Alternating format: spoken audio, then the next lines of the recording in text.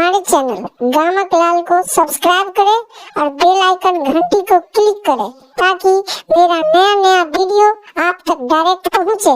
धन्यवाद। प्रेम से बोले युगल सरकार की रे हमरे को भाव हो।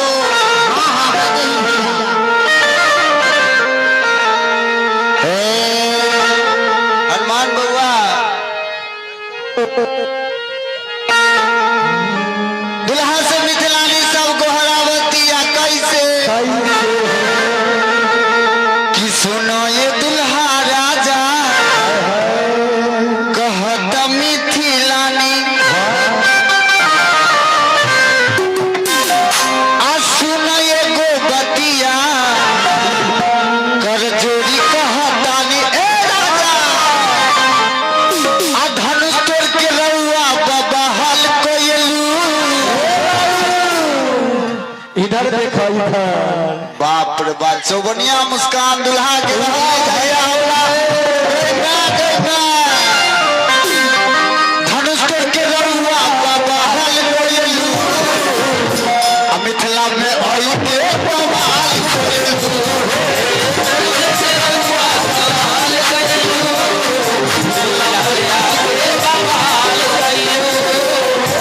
दुल्हा राजा कहता मिथिलानी दुल्हा राजा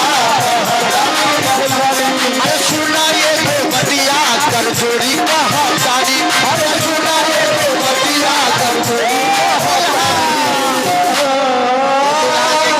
घुमावो नमस्ते अरे थोड़ी के दुल्हा के मुस्कान पर एक बार जोरदार ताली बजाओ।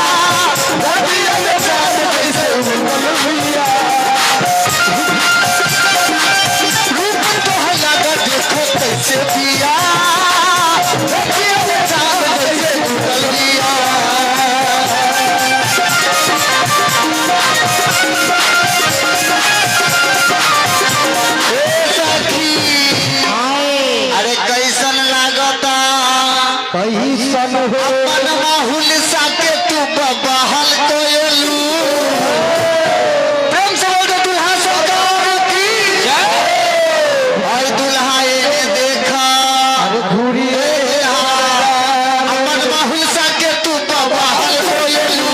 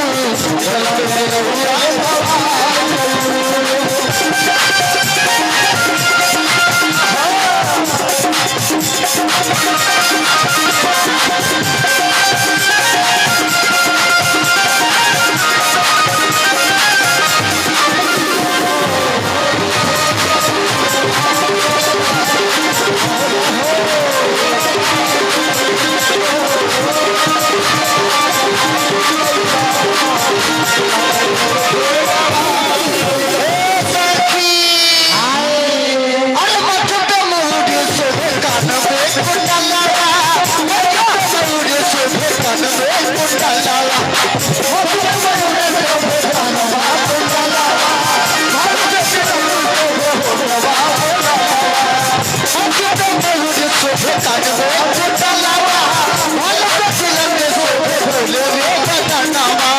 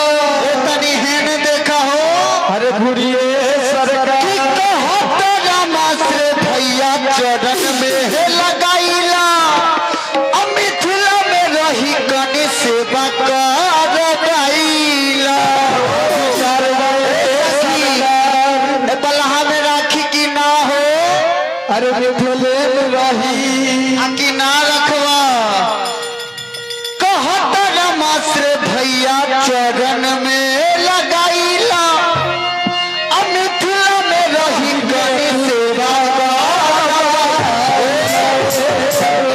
कोई हाथ उठा के जकार करूं